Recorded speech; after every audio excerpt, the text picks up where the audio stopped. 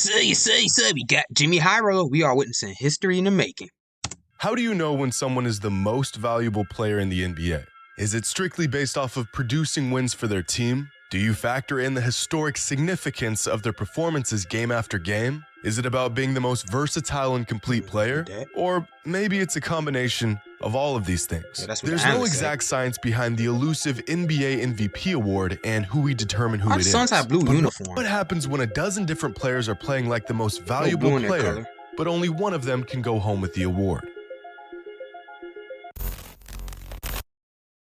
Today's video is sponsored by Raid Shadow Legends. Your favorite mobile game is back.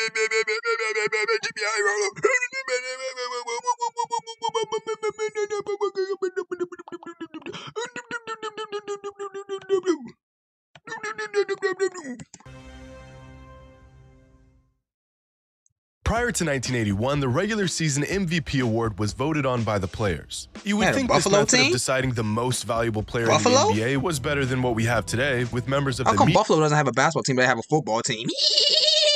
media voting for the MVP. This was far from the case. The voting results of some of these seasons was absolute mayhem. Back in 1972, a young Kareem Abdul-Jabbar was by far the best player in the NBA, averaging 35 Thanks, points, 17 rebounds, and 6 assists a game while leading the Bucks to 63 wins. And as a result of playing like Jesus in a Bucks jersey, Kareem walked away that season as the league MVP. As a result of playing like Jesus in a Bucks jersey, Kareem Damn, the trophy was big. walked away that They don't even hand out trophies no more. We saw last season, they gave out little balls. They don't even hand out trophies anymore. They just gave you balls for the MVP, the Rookie of the Year, Sixth Man of the Year, Most Improved. It's just a ball. that season as the league MVP. But that didn't stop players from voting like they didn't know what MVP even stood for. Because that season, there weren't just a few players who received first place Bob MVP Love. votes. There weren't Kevin a Love's handful of dad. players. There wasn't 12 or 13 or 14 or 15 or 16 or 17 or 18, but 19 players from 16 different teams who received first place MVP votes. But get this, there were only 17 teams in the NBA at the time, which means nearly every single team in the NBA had a player that MVP. received an MVP vote that season.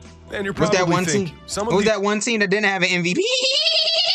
players received votes from their teammates or maybe even voted for themselves, but no. Oh, he voted The for league himself? prohibited players from voting for anyone on their team or voting for themselves. Oh. These voting results were completely authentic Fred and Carter. completely unhinged. Bradley now, this Beal. season, there will more than likely not Bradley be Beal's on the 19 list? players who receive MVP votes. In fact, this season is so loaded with all-time elite talent that there will be multiple players who will have historically smiling. great seasons this year, and they won't even get a mention for the MVP. Yep. Luka, This is how it is. Giannis, Curry, Tatum, Morant, Embiid, Jokic, SGA, Booker, Mitchell, Durant. And maybe all AD, playing at maybe. an MVP caliber in what is quickly becoming the greatest statistical season in NBA history. If you combine points, rebounds, and assists, SGA. here are the combined statistical totals of every MVP in modern NBA history. Sometimes this total is relatively low, Westbrook is like number Steve one. Nash's 2005 MVP, but sometimes it's off the He's the charts. best MVP like ever. Russell Based Westbrook's on this chart, he's the best MVP ever. Russell Westbrook. record-breaking total of 52.7 in 2017. But on average, since 1980, league MVPs had a total of 42 combined points, rebounds, and assists. So if a player can reach this number, 42, it's a solid indicator that they are on a path to becoming the league MVP, or at least a frontrunner. This season, SGA, Ja Morant, Tatum, Durant, Curry, Embiid, Giannis, and Luka are all averaging totals of more than 42. This is unheard of, and it's going to leave a tough decision for the voters of the coveted award. There are currently 6 players across the league who are averaging over 30 over 31. Okay, over 30, but 31? Dang! 1 points a game. There's no defense whatsoever. Last time this many players averaged at least 31 a game was, well, never. In fact, in the last 15 Jimmy Hollis on Northwestern Mutual? seasons combined, there have been 6 players who averaged at least 31 points per game. Let me say that again. There are as many players averaging at least 31 points per game this season as there were players who averaged over 31 points per game in the last 15 seasons combined. The NBA has never seen anything like this. And yet the numbers get even crazier. Offensive box plus minus is one of the better statistics at quantifying a player's offensive impact. In fact, here are some of the greatest offensive seasons since the league began tracking the stat back in 1974. Here's Steve Nash's 2006 MVP season. Here's Derrick Rose's MVP season in 2011, right next to Giannis's first MVP season. But we're not even close to the best offensive seasons of all time. Here's Magic Johnson's MVP season in 1990. Here's Russell Westbrook's MVP season and Kevin Durant's MVP season. And just above that are the best of the best. James Harden in 2019. Tracy McGrady won MVP? LeBron in 2009, Tracy McGrady in 2003, and Tracy McGrady didn't win no MVP in 2003, bet it? Curry's unanimous MVP season was Tim Duncan, in I believe. 2016. Steph remains the only player to ever surpass the +10 threshold in offensive box plus minus. And this season, he's doing it again. But even better, Steph is currently having statistically the best offensive season in modern NBA history. So where does all of this put Steph in the MVP race this season? 10th. The man is 10th on the MVP ladder. Now, one of the main reasons why Steph's got number one. Giannis, probably. All of this puts Steph in the MVP race this season. Luka's number one. 10th. Yeah, John number 5. The man is 10th on the MVP ladder. Now, one of the main reasons why Steph's offensive impact is at an all-time high is due to his mind-boggling efficiency. At this point, it's become universally agreed upon that Steph is the greatest shooter of all time. But this season, he's taken his shooting and scoring to another level. Because at the moment, Steph has the highest true shooting percentage of any player to ever average at least 30 points per game. Or 29 points per game for that matter. Or 28 points, or 27, or 26, or any point per game average even remotely close to his. To find a player who scored more efficiently than Steph has this season, you have to go all the way down to just 16 points per game from Jared Allen last season. But Jared's a big man whose shots consist of 3-foot layups. What about perimeter players? Guys who take jump shots? Well, there has never, ever been a single perimeter player who had a season with a true shooting percentage as high as Steph's is this season. Not at 30 points per game, not at 20, not at 10, not even at 5. It has never happened. This season, Steph is shooting at a higher percentage than any perimeter player in the history of the NBA while scoring 32 points per game. The man is 10th on the MVP leaderboard. So, if Steph is 10th, which players could possibly be putting together a better season than him? Well, one of those players is Jason Tatum, who has led the Celtics to one of their best starts in franchise history. Currently, the Celtics have a net rating of 7.7, which is on pace to being the best net rating the organization has had in its entire existence. This season, Jason Tatum is averaging 31, 7, and 5 a game, which is a stat line that is so absurd that prior to this season, there have only been 3 players in NBA history to achieve it. Those players were Michael Jordan, Wilt Chamberlain, Kareem Abdul-Jabbar, and Kevin Durant. The man is putting up all-time GOAT-level numbers.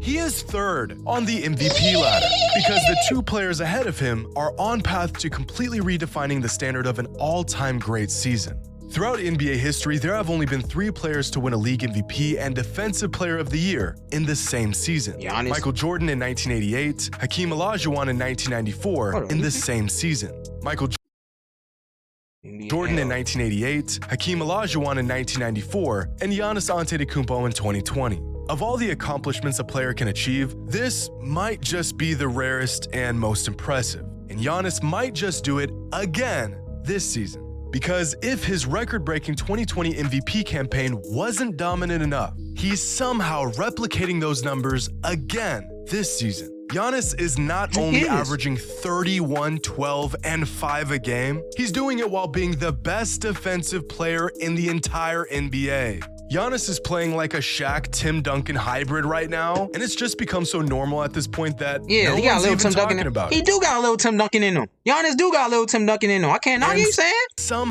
He improved his game now. He got some Tim Duncan in him now. Not just Shaq, but he's Shaq and Tim Duncan.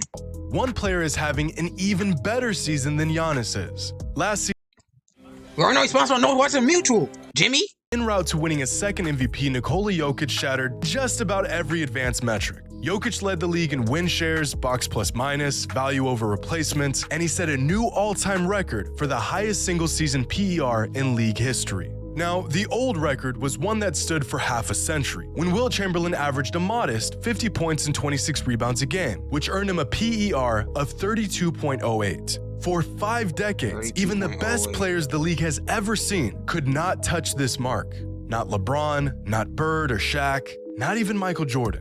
But Jokic managed to not only break Wilt's record, he shattered it. And this season, Luka Doncic is on pace to beating Jokic's record. At the moment, Luka is averaging 34 points, 9 rebounds, and 8 assists per game. So if Jason Tatum's stat line was historic, That's like what how does Houston Harden numbers, baby. that make Luka's stat line? Well, here's a list of every player in the history of the NBA who has Why they averaged got at least Why they have Patty Mills on them? 34, 8, and 9 a game. Players who average. Hold up. Hold up. He's Hold on. Let me 34, read 8, it. and 9 a game. In NBA history, Westbrook. Of course, Westbrook gonna be on there. Westbrook. That's the whole list. That's it.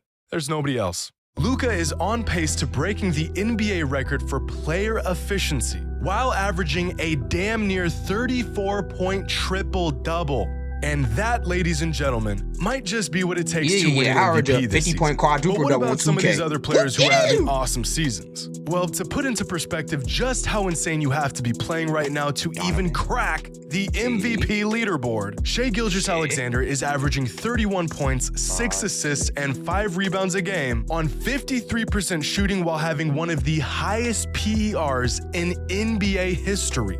He is 7th on the MVP leaderboard. Kevin Durant is averaging 37 and 5 a game on career-high efficiency. Take a wild guess at where he lands on the MVP leaderboard at the moment. Nowhere. Durant isn't even on the MVP ladder. You requested a trade. You ain't gonna get no MVP votes, baby. One of the greatest players to ever lace up is in the midst of one of the most productive and efficient seasons of his entire career, and the man can't even crack the MVP leaderboard. But both SGA and KD are doing amazing things on losing teams. What about the players who are playing like the league's most valuable player on winning teams, like Devin Booker? Booker is leading a title-contending team to one of the best records in the NBA, and he's averaging career highs across the board in production and efficiency, putting up 28, 6, and 5 a game. The man was first-team All-NBA last season, and he's playing even better. They lost to the this 86ers, so it season. don't count. But this season is not like any other, because Devin Booker is 8th on the MVP ladder. Oh, but what Donovan about Joel Mitchell? Embiid? I think Donovan Mitchell will be above him. The Beast in the East just put up one of the greatest regular season performances in They got on that team. NBA He instantly made that Cavaliers team better. Donovan Mitchell should be above him. history. No, really. Embiid's 59-point bomb against the Jazz last week was the 7th best regular season game in league history. Yeah, that guy is 6th on the MVP ladder. 32, 10, and 5 a game, literally prime Shaq numbers. And the man hasn't even cracked the top 5. You've never seen this before, and neither have I. The MVP race this season is deeper than it's ever been. What was once considered a historically great season may not even earn a player any MVP votes at all. Hey, I averaged 32 Season. 32 points, 10 assists, and 7 rebounds. Yeah, you're not in the MVP conversation. What? The standard for what it takes to be the most valuable But my player team is 57 and 25. Yeah, that's good. Whatever. in the NBA has reached an all-time high, and it's going to take an all-time season to win the coveted award. Hope you all enjoyed. Oh, so no one's And as winning always, MVP, I guess. Until next time. No one's winning MVP. Thanks for watching. W video, Jimmy.